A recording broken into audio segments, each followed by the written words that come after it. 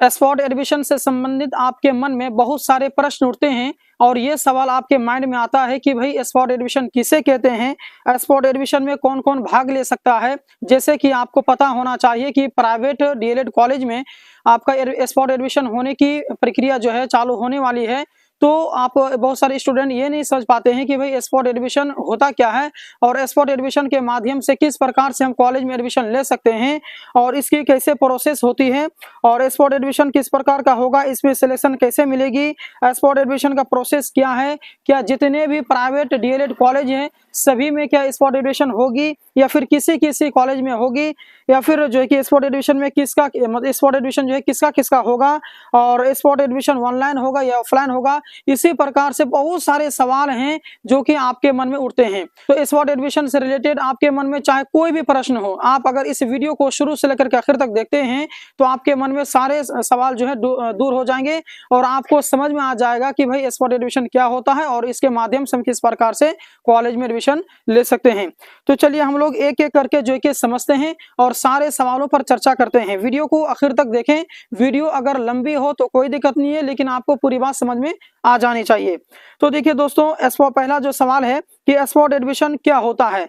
तो अगर ऐसे ही सरसरी माना क्या जाए कि कॉलेज या यूनिवर्सिटी में खाली सीटों पर योग्य छात्रों को तुरंत दाखिला देना, यानी कि इसमें इसका यह मतलब होता है कि कॉलेज में सीट बचने पर स्पॉट एडमिशन होता है। यानी इसका यह मतलब हुआ कि सबसे पहले जैसे अगर आप डीएलएड में एडमिशन लेना चाहते हैं डीएलएड कॉलेज में, तो उसके लिए क्या होता है, एंट्रेंस का फॉर्म भरते हैं। एंट्रेंस का फॉर्म भरने के बाद में एंट्रेंस एग्जाम देते हैं, उसके बाद में आपका रिजल्ट आता है। रिजल्ट आने के बाद में आप उसके बाद में काउंसलिंग करते हैं, कॉलेज का सिलेक्शन करते हैं, कॉलेज चुनते हैं। उसके बाद में आपका नंबर के हिसाब से आपको एडमिशन मिलता है ना। यानी फर्स्ट लिस्ट निकलता है, सेकंड लिस्ट निकलता है, उसके बाद थर्ड लिस्ट निकलता है। और फर्स्ट सेकंड थर्ड में अगर आपका कहीं पर भी नाम नहीं आया और आपका जो है कि कॉलेज में सीट बच भी जाता है, यानी कॉलेज में सीट पूरा नहीं हुआ, तो सीट अगर खाली रह जाता है कॉलेज में, first second third merit list निकालने के बावजूद भी कॉलेज में सीट फुल नहीं होता है, सीट बच जाता है, तो बचे हुए सीट यानी खाली सीट रहने पर स्पॉट एडमिशन होता है। अगर कॉलेज में सीट बच जाता है, first list second list third list निकलने के बाद भी सीट कॉलेज में फुल नहीं होता है, तब जाकर के स्पॉट राउंड आता है। अब अगला सवाल की ओर हम लोग बढ़ते हैं कि स्पॉट एडमिशन किसका होगा और कौन ले सकता है भाग। तो देखिए दोस्तों, जिनका फर्स्ट लिस्ट में कहीं पर भी नाम नहीं आया, ना प्राइवेट ना गवर्नमेंट, सेकंड में भी नाम नहीं आया, थर्ड लिस्ट निकला उसमें भी किसी का नाम नहीं आया, तो वैसे ही अभ्यर्थी ले सकते हैं। जिनका फर्स्ट सेकंड थर्ड में नाम कहीं पर भी नहीं आता है, तो वही विद्यार्थी क्या कर सकते हैं, स्पॉट एडमिशन के माध्यम से वो एडमिशन ले सकते हैं। अगला जो सवाल है कि जिन्होंने काउंसलिंग नहीं की वो क्या करेंगे। बहुत सारे स्टूडेंट ऐसा भी जो है कि माइंड में सवाल लेके घूमते हैं कि भैया हमने तो काउंसलिंग किया ही नहीं है, तो क्या हमें स्पॉट एडमिशन के माध्यम से एडमिशन नहीं मिलेगा।